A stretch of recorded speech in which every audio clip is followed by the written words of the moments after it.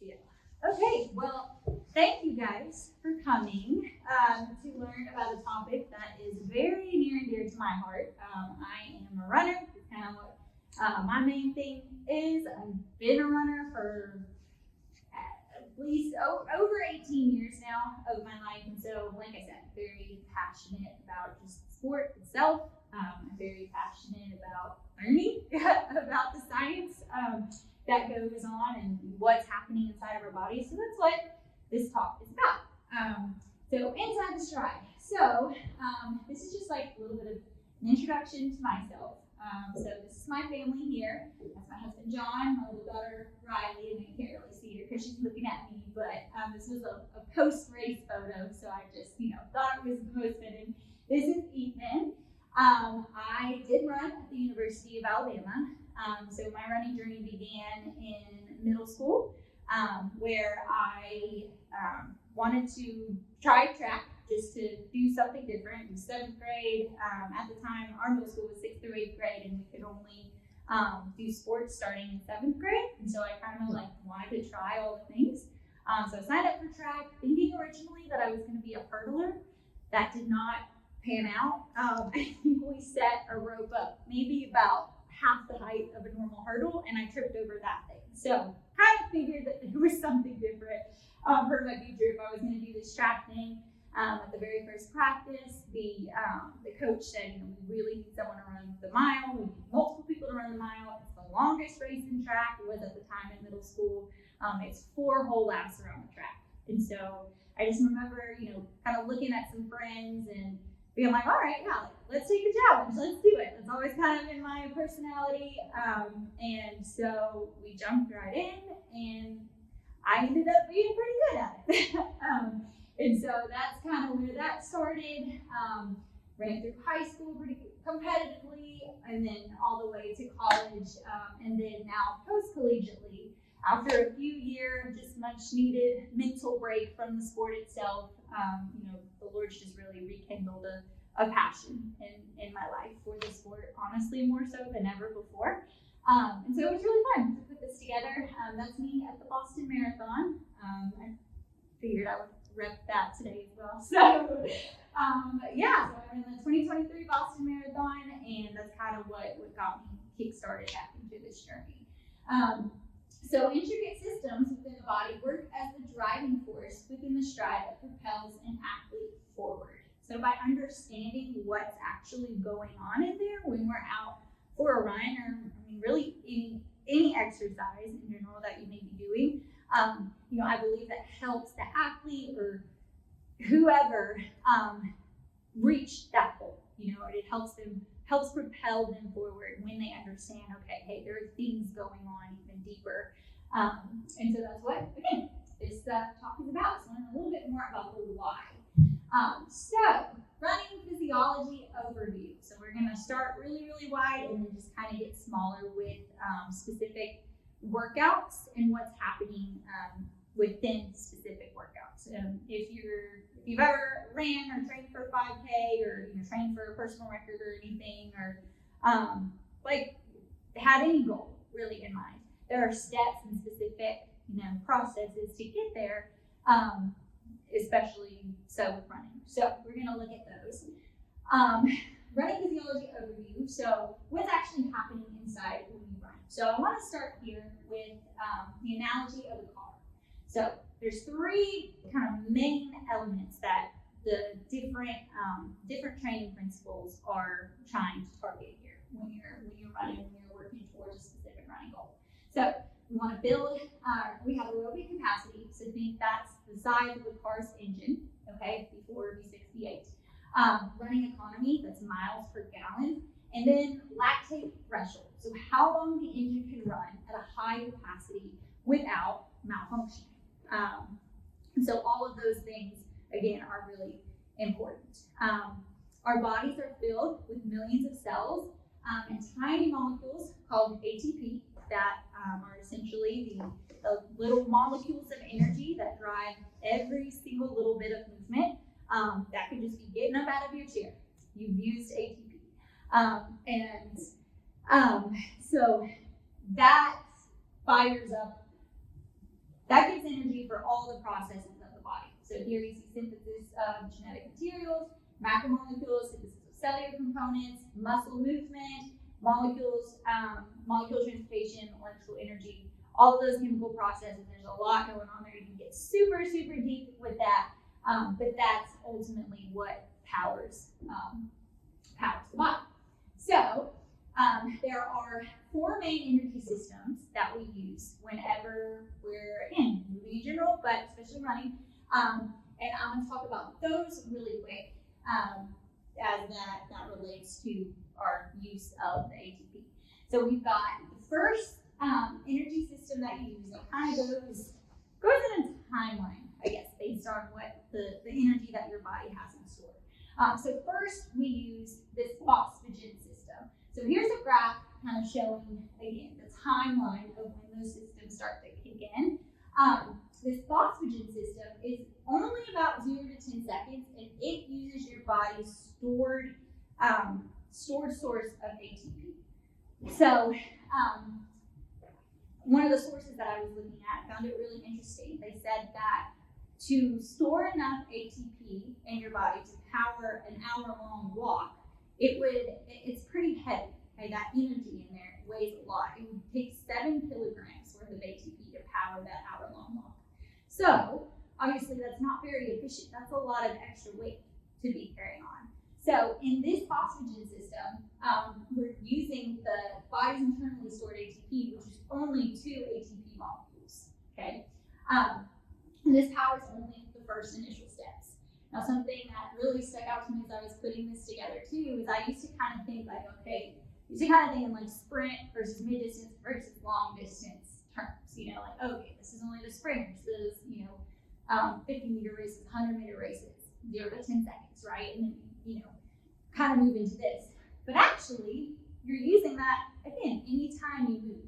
Okay, when you start a walk, when you start that brisk walk on the treadmill, you're using your phosphagen system to get up and go, so that the other systems can kind of gear up and get ready and kick in. So then, after that first 0 to 10 seconds, creatine phosphate system kicks in. And so the body uses another molecule similar to ATP called creatine, which also binds to phosphate as creatine phosphates and stores energy.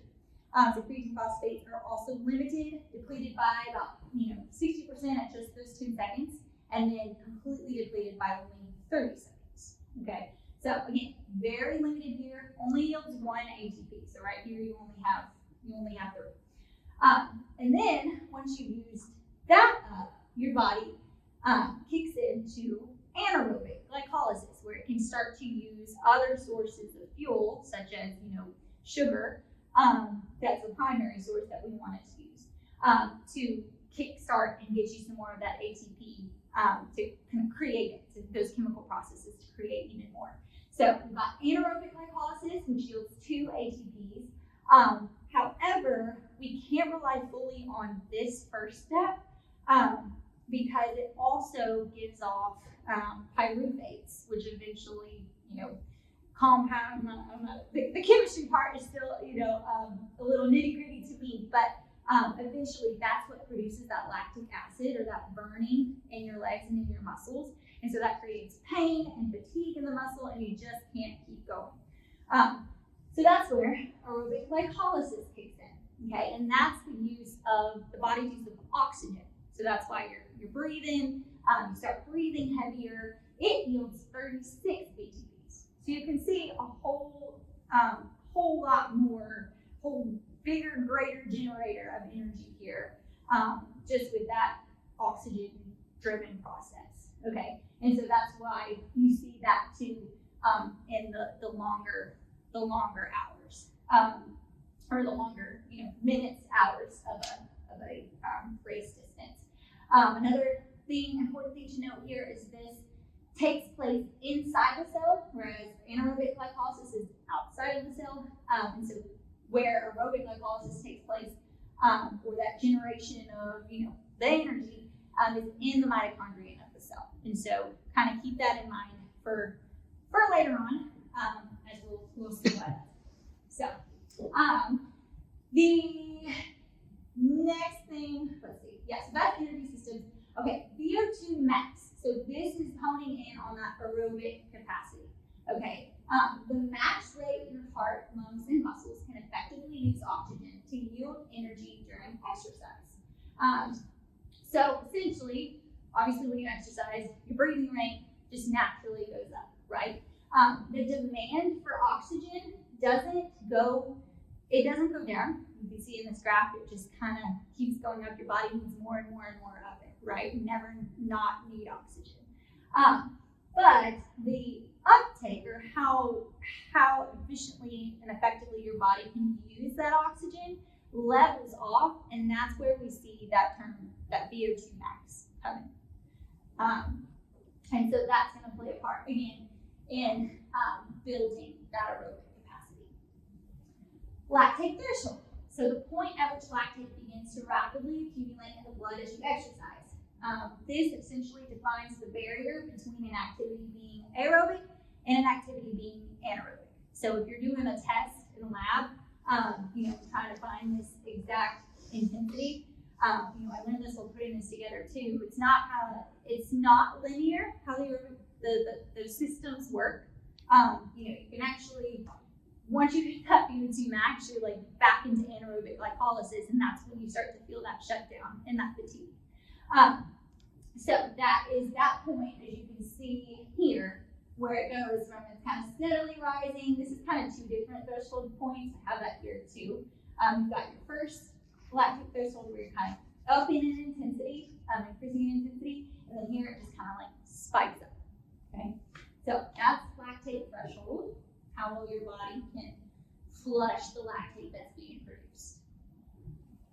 Running economy. So the amount of oxygen a runner uses at sub-maximal levels of exertion, further defined as the total volume of oxygen needed to run 1 kilometer.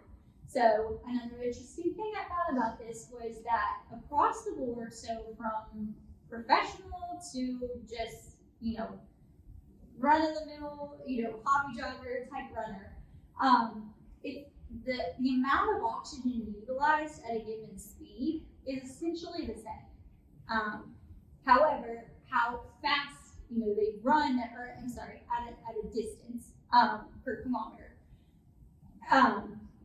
how fast you run that is obviously what's different, i.e. more economical. So 3 athletes, same capacity, all run at an intensity of 50 ml per minute per kilogram.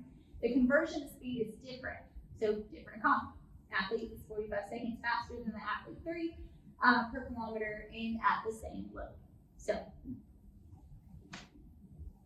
running economy influenced by, so we're going to look at a few different aspects here. So metabolic and cardiorespiratory efficiency. Better running economy is associated with lower heart rate and minute ventilation. So that being the volume of air that you're taking in. Correlations found between improvements in running economy and reduction in pulmonary ventilation. So the less pulmonary ventilation being just the breathing rate, okay? How hard you're breathing. So with improvements in that running economy, you're not having to breathe as hard, which that makes sense too, right? The more fit we get, the less huffing and puffing we're doing. Myocardial VO2, which a lot of times this is more so used and looked at in hospital settings for nurses to monitor hemodynamics. But that VO2 also contributes to 1 to 2% of VO2 used by the whole body during exercise. Decreased work of breathing and specific running velocity, so it's kind of like the second point. Muscle fiber type, so structure and makeup of particular muscle fiber types, 1, 2A, and 2X. Type 2 specific myosin and ATPase isoforms require a lot more ATP per unit force production than type 1, and therefore require a proportionally higher oxidative phosphorylation. The source that I looked at said, therefore, an increase in type 2A fibers should increase the oxidative capacity of the muscle and should contribute to improved running economy. It's also been shown that muscle fiber types will have it's kind of mixed research as far as how they contribute to running economy, which again was interesting to me because I'm like, okay, well, it's not all type 1 fibers that you think, okay, those are the those are the ones that really work on your muscular endurance.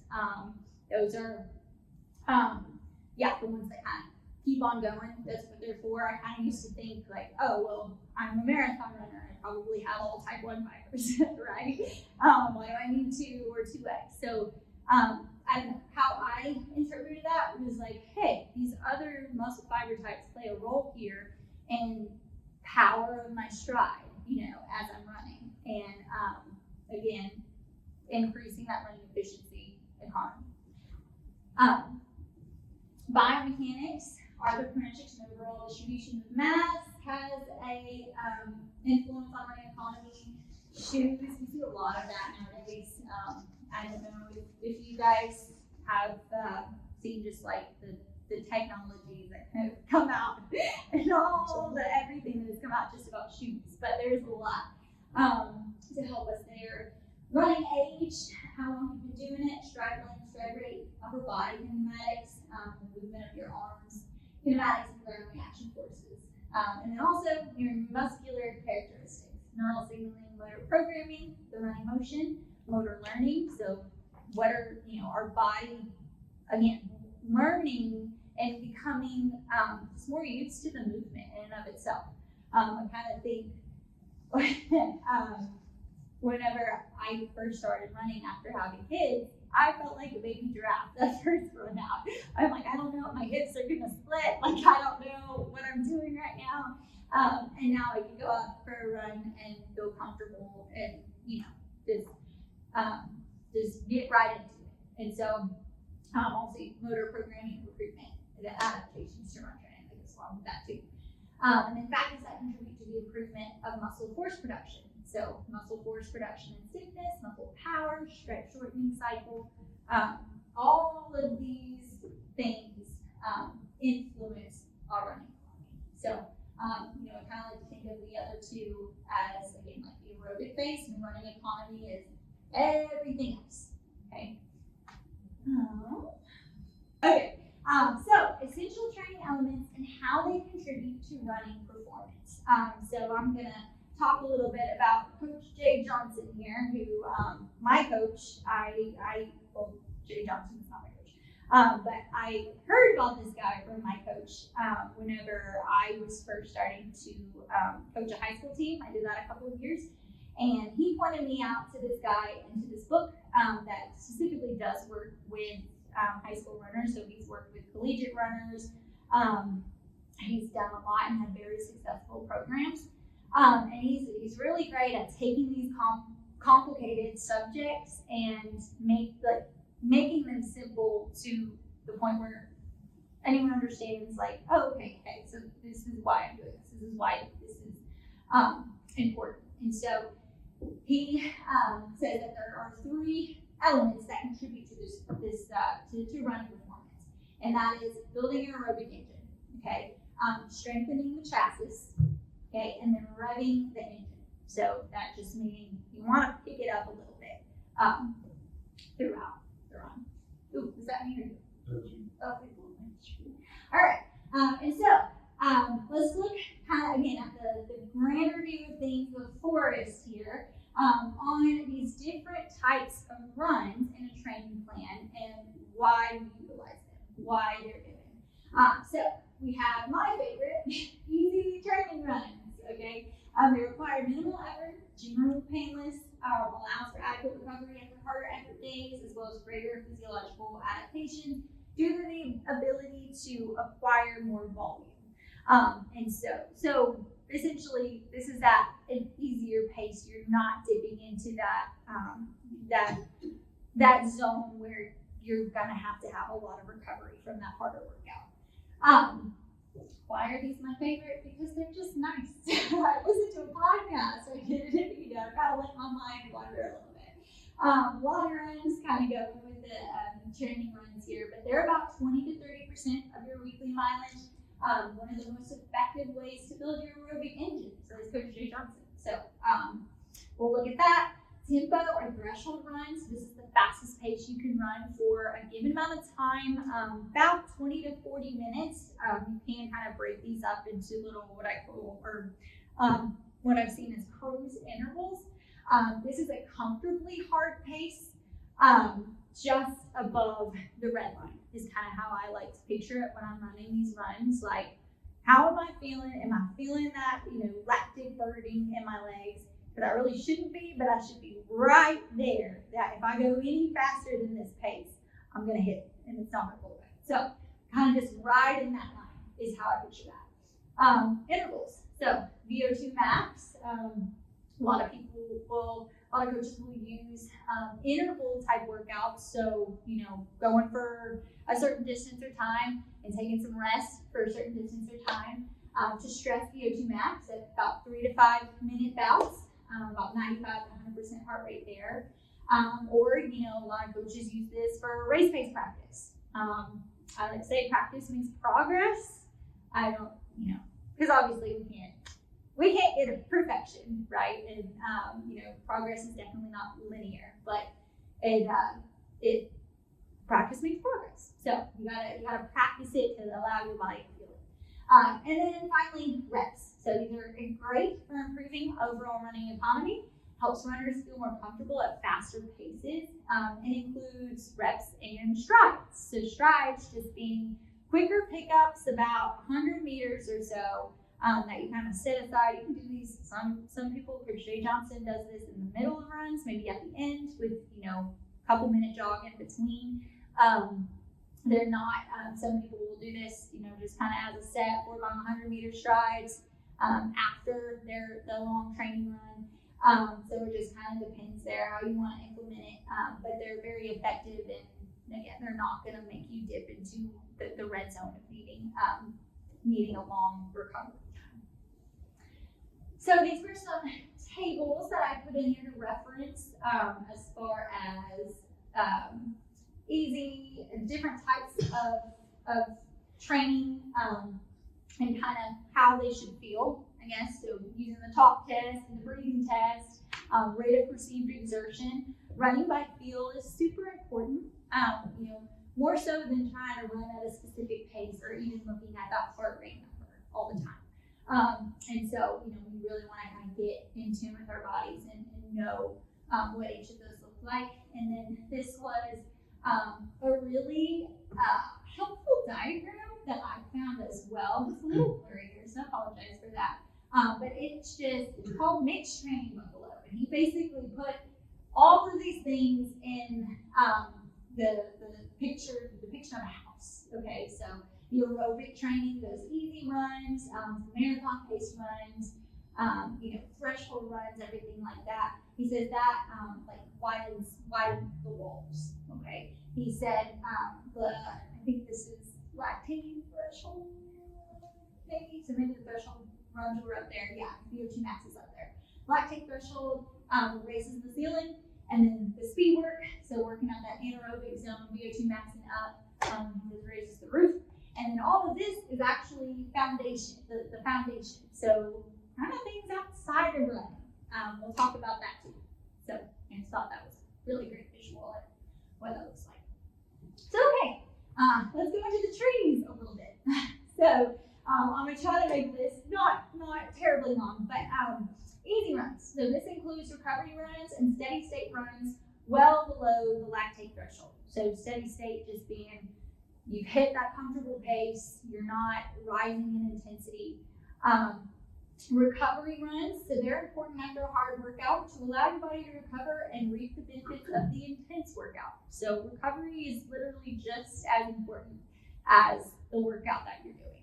That's true of running, that's true of anything else in the fitness world. Steady runs, so these are relatively easy and below threshold. So again, we don't want to get near that red line, but yet slightly less conversational than a recovery run. So you need to breathe every couple of seconds if you're running with a running partner, but you're up in the intensity just a notch, just a bit.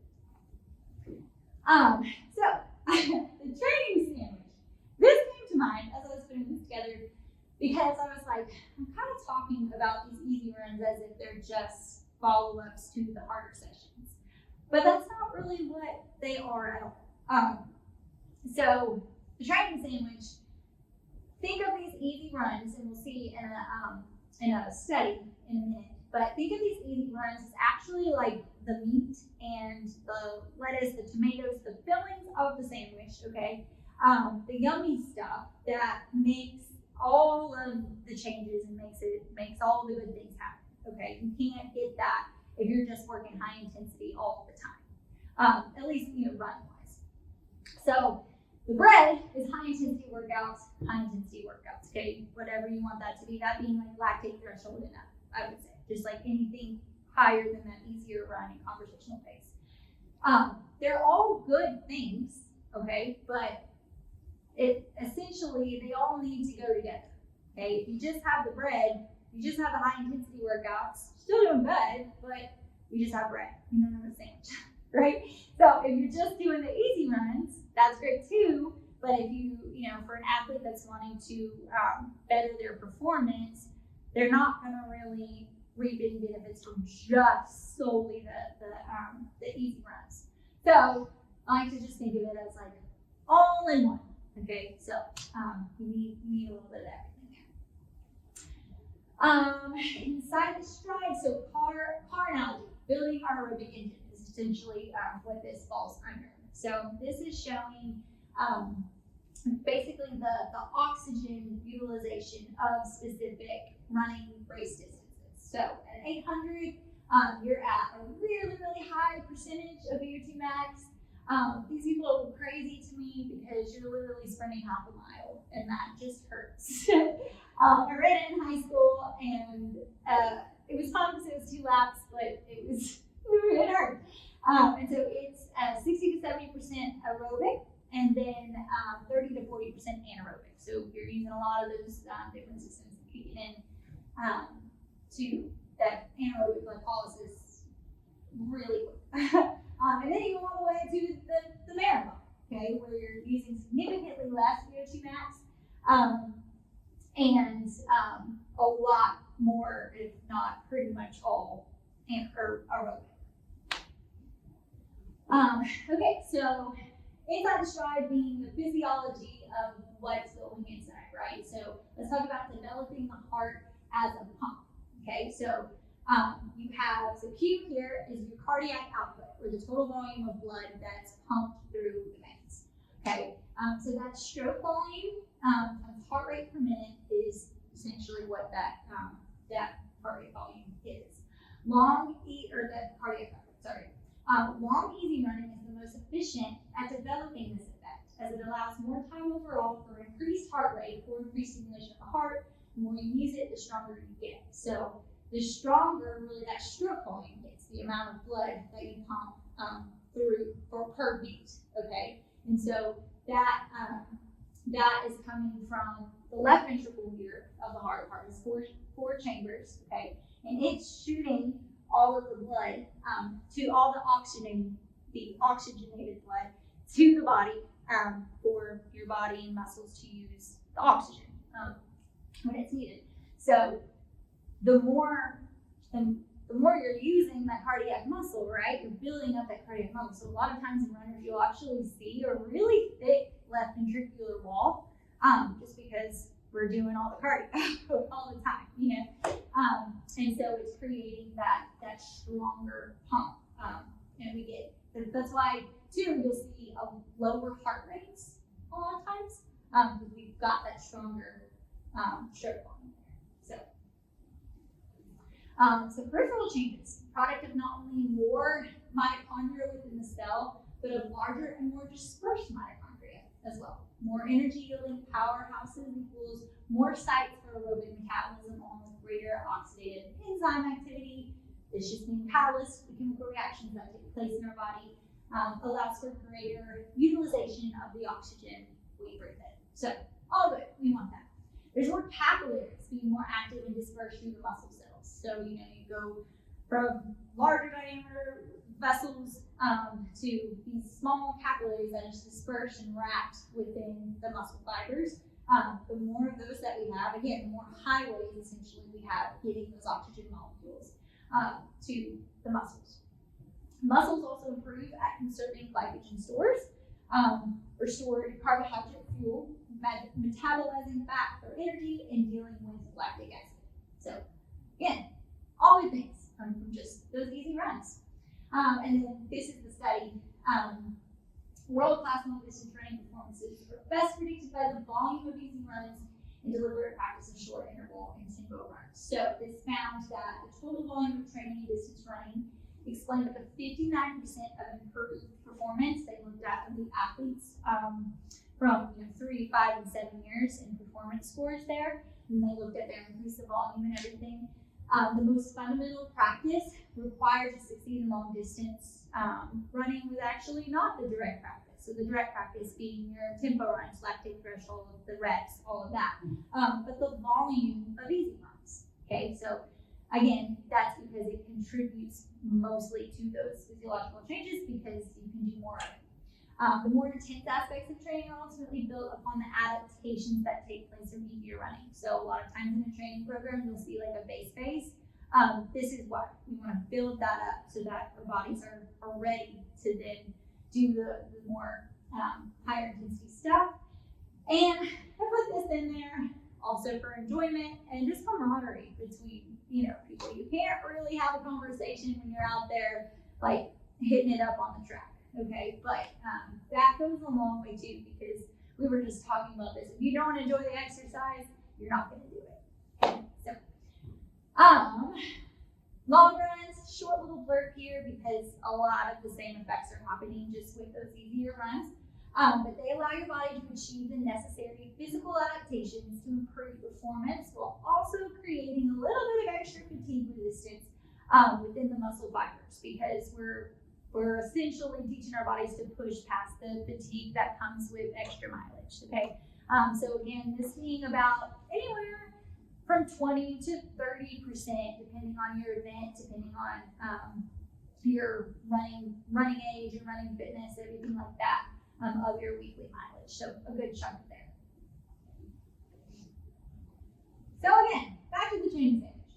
Don't underestimate or overdo the easy, because the easy stuff is really, really important. So tempo and threshold runs. Among direct practices, these deemed to be the most important predictor of performance improvement. So they basically compared that to all of the other, again, intervals, reps, all of those, and found that these effectively raised that bar. Inside the structure. So the goal is to improve the ability to maintain level lactate accumulation in the blood, as well as minimize its effects for running longer and faster durations. So again, I like to think of it as like raising that bar. Like how fast can I go to kind of hover over that red line, and this helps me get faster at that point. Does that make sense?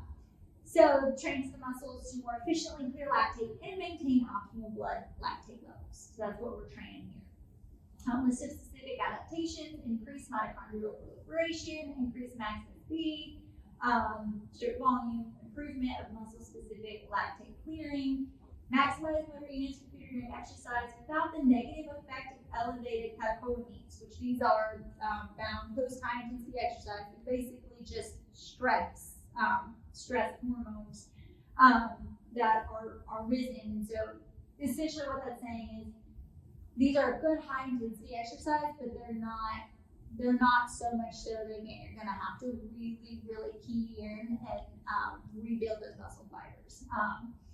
Mostly why these are so good is because you can exercise at that higher intensity you can exercise at that higher intensity without dipping in and you get more volume. Sorry, that's what I'm trying to say. You get more volume at that intensity because you're not falling into that red zone there. So, how to implement? Okay, so again, these are comfortably hard effort levels. A patient could sustain for about an hour, though they're only really 20 to 40 minutes in duration. 40 minutes being like the professionals go that long, or kind of depending on what intensity level you're going for in the window of it. But it usually corresponds to anywhere from a 10K to a 20K race pace. again, depending on fitness level. You can do these as cruise intervals. So AKA broken tempos, shorter bouts of threshold efforts with limited, usually active rests in between. So you could go, a lot of times you'll see people, instead of going a continuous 20 minutes, they'll go 10 minutes and then take like a 1 to 2 minute jog break and then another 10 minutes at that intensity. This is also a good way to accrue more volume at that. So if I can maybe do, let's say I can do 22 minutes continuous. Okay, well I can get 25 minutes if I break that up into 12 and a half, so that would be kind of weird, but whatever, for sake of it. I can get 25 minutes at that intensity by breaking these up a little bit, and it's a little bit more mentally, less mentally challenged, I guess. So progression runs and fartlek runs. So progression runs being you start at a slower pace and you just simply end at a faster pace.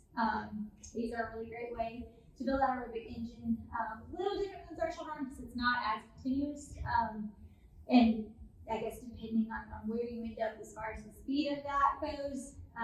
But I put it in here because again, it's a lot of the same things going on. And then fartlek runs. Fartlek means speed play. It's a Swedish term. And that is just essentially revving the engine and then recovering a little bit through usually a jog. With fartlek, you're continuously moving. But that's another way to kind of implement these two. And this again is from Jay Johnson. Aerobic training can transform a V4 engine into a V6 engine. So that's why those are super important and super great workouts. They're honestly really hard. It's not, I talk about not dipping into that red zone, but you're running at again, it's comfortable, but it's a hard pace for a long duration of time. And they're not always my favorite, but I can personally attest to this because my coach gives me tempos all the time. You might chuckle if you hear this, but I have felt so much stronger and across the board, in easy runs, race paces, everything, because I've been doing a lot of these. So these really work. And interval and repetition training. So higher intensity bouts of running with periods of either complete or active rest in between. Speed and effort vary according to the physiologic systems worked.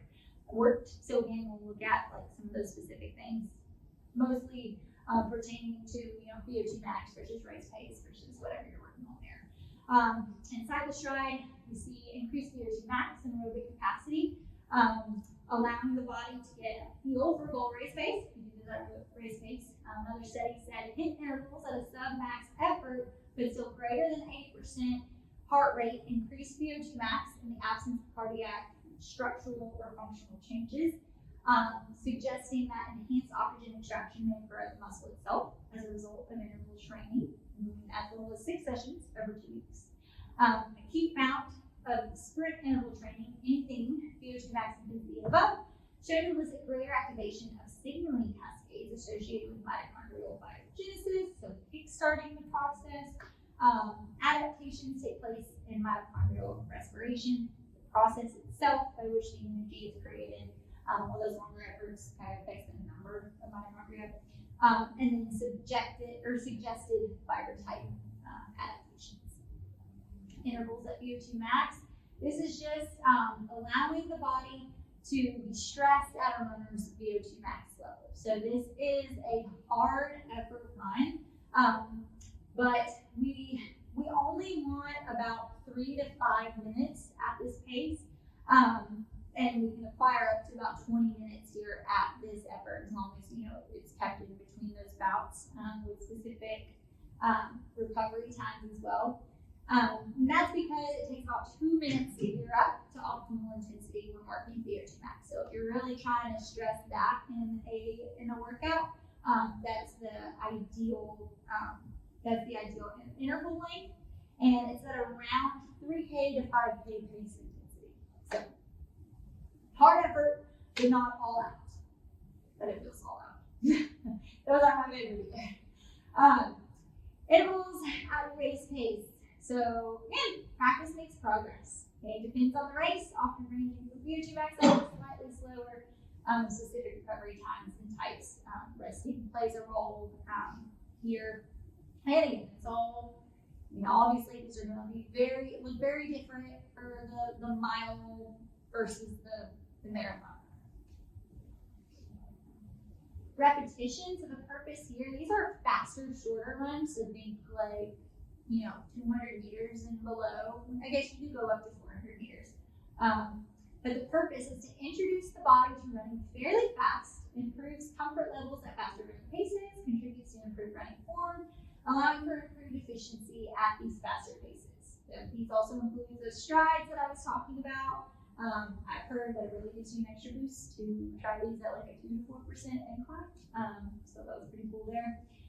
The increased expression of muscle proteins related to sodium potassium transport and calcium uptake, which is the nitty-gritty process that happens with a muscular contraction, and the potential, of course, for improved running economy.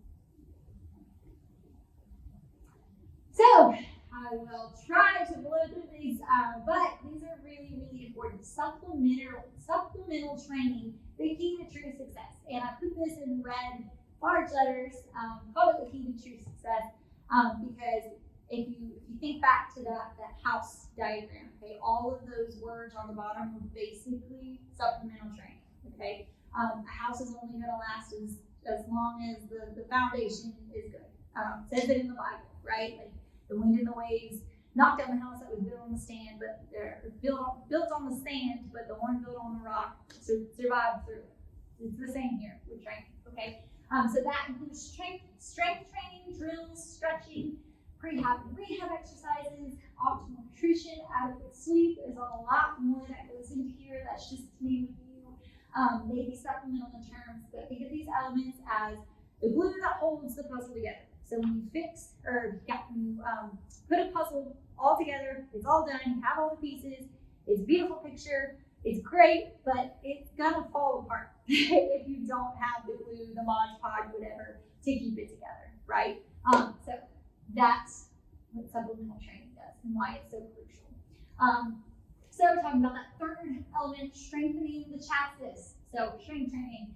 I thought it would be fitting to put a definition of just what a chassis is. The fundamental structure, framework, or skeleton of a vehicle or device supporting its body, engine, drivetrain, and other components, providing strength and integrity, and allowing for the mounting of all operational systems. It's the backbone that holds everything together, ensuring stability and function. So, y'all, that's our bodies, okay? And we have to strengthen it. We have to make sure that it can carry all of those loads, those forces, that constant impact, on the streets, on the ground. If we have all that, but don't have this, that's where you see injuries happen. That's where you see really just like fatigue, overload, lack of power in your stride. And so I italicized support and where else? Stability and all of anyway, it's really important. And these are some of the benefits. So injury prevention, enhanced joint stabilization, tendon strengthening, increased bone density, improved muscular endurance, strength, and overall power, improved running economy. And shameless plug, I am a personal trainer here at the Kroc, and this is what I specialize in. That's what I do personally, in the gym as I'm trying to get better and reach these bigger goals. And so, yeah, all of these things can come from that strength training. This study was looking at the effects of running-specific strength training, endurance training, and concurrent training, so including both, on recreational endurance athletes, performance, and selected anthropometric parameters. So, the three, again, running-specific strength training, so that group only did that, no running, no nothing else. Endurance training, they only did endurance training, they did no strength training, and then concurrent did both. So these were the effects on after testing, with various specific tests. They found that performance scores were a lot of times they were significantly higher in the concurrent training group. So body mass, BMI, and body fat percentage. There was really no significant variations in age ratio BMI, body fat percentage. There were significant reductions only found in the concurrent training group. And so the reason for this one here, no significant variations in any groups for BMI, they said probably likely due to just the duration of the study. It was fairly short, it was 12 weeks. And so that might, you might see different changes there with a longer study. But lean mass, so after 12 weeks protocol, only the concurrent group showed significant increase in lean mass. Counter movement jump, only the running training group and the concurrent group significantly improved jump scores. One, I think that was supposed to say running specific training group. 1 rep max, only the run training group and the concurrent improved marks for 1 rep max. RTG, running specific training group. Running economy, all 3 groups significantly improved running economy with significantly higher improvements made among the concurrent training group and the run specific strength training group. And VO2 max, so the endurance training and concurrent training obtained significant improvements. ATG did not produce significantly higher results, thus suggesting that no negative interference effect occurred with the concurrent training group. So a lot of times you hear the debate that strength training can make running worse, it can negatively affect it, but that actually showed just one piece of evidence showing that is not true, that it actually does help. So key takeaway here: the concurrent training group improved both anthropometric and performance parameters, all but BMI and body mass. So pretty cool there. So big one.